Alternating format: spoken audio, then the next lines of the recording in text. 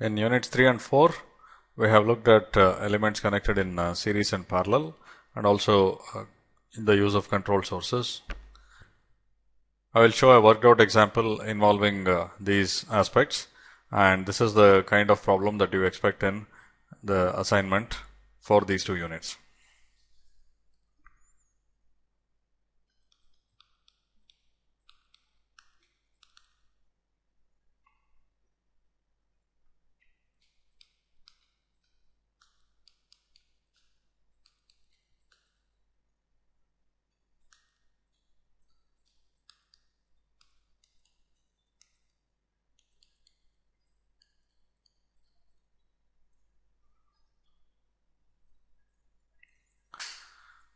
Now let's take a very simple case.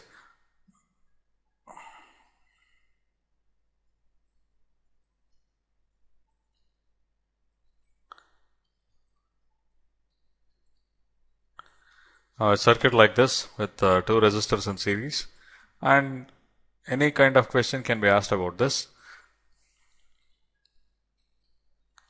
For instance, one could ask you what the equivalent circuit is between the nodes A and B.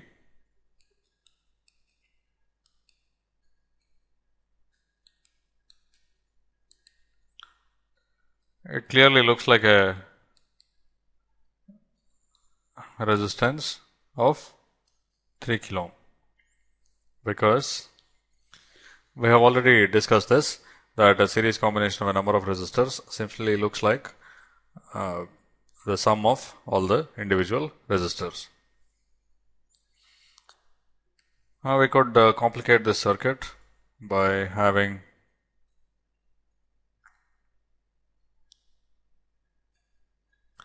another resistance in parallel. Okay.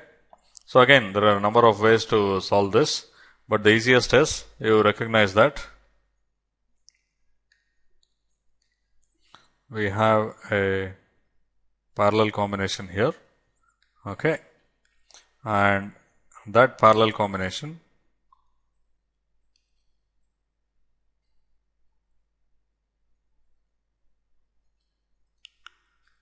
looks like a single resistance. Okay. Now,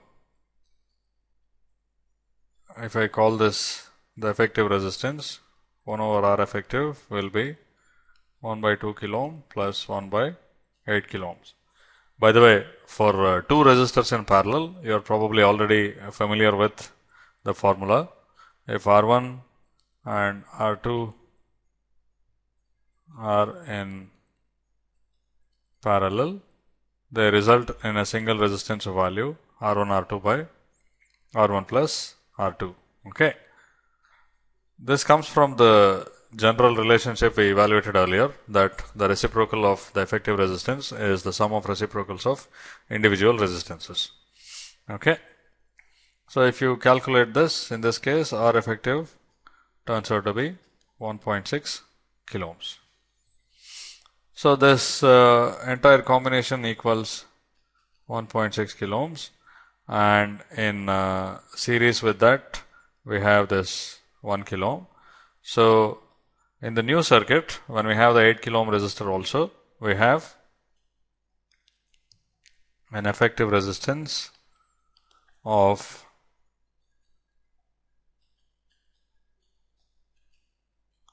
1.6 plus 1, which is 2.6 kilo ohms. Okay. So quite simple.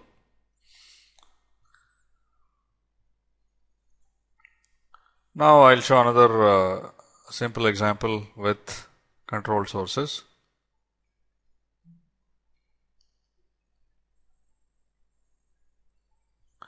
Okay. Now let's say this is A and B, and I'll still ask the same question, what is the resistance between A and B? But the actual question could be something else. You could have a voltage source there and you could be asked to find some current and so on. All those can be carried out equally easily. Okay.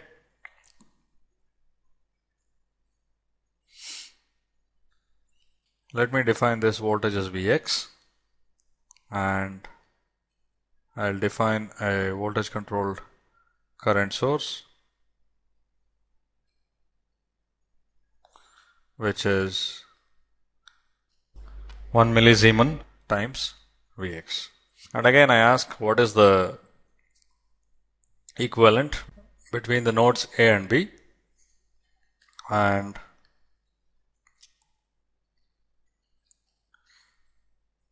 this is the standard way for finding the equivalent for any circuit. Apply a voltage and find the current. Of course, you could apply a current source and find the voltage. In this case, I'll consider applying a voltage. Now, clearly, if I have a V-test, it's applied across this series combination of two resistors. So, the current that flows here is given by V-test divided by the total resistance between these two. I'm only looking at this series branch which consists of these two resistors. So that will be V-test divided by 3 kilo ohms.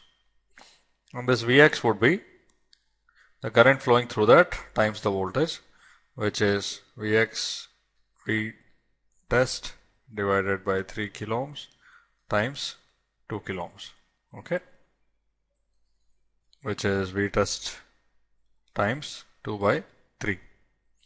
This is nothing but the voltage divider formula, which you're most likely familiar with. If I have V and R1 and R2, across this I'll have V times R2 by R1 plus R2. Okay, so that's exactly what I get. And the way to derive this formula is to realize that current through this is V divided by R1 plus R2, and that current times this resistance is the voltage across R2.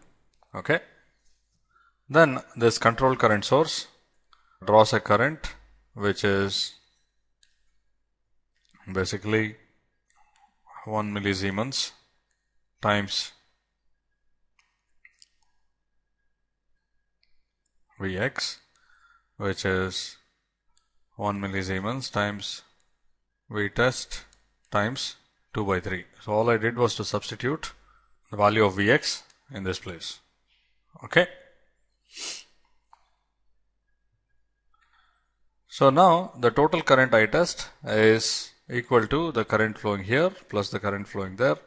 So I test will be equal to V-test divided by 3 kilo ohm plus 1 millisiemens times V-test times 2 by 3. Okay. Therefore, V-test by I-test will turn out to be 1 by 3 kilo ohms plus 1 millisiemens times 2 by 3.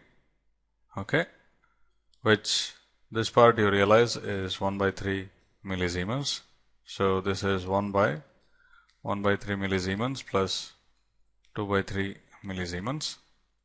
Okay, so the effective resistance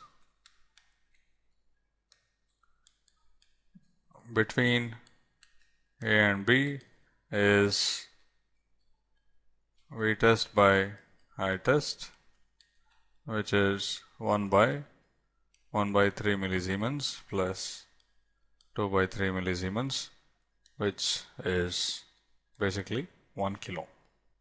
Okay. So now you could be asked a number of other questions. For instance, you could be asked the current flowing through this branch, or the circuit could be a little more complicated, and you could be asked for currents and voltages elsewhere in the circuit. But once you are able to apply the voltage source and carry out these calculations, you should be able to find any of those quantities. Okay. So in this particular example, the effective resistance turns out to be 1 kilo ohm.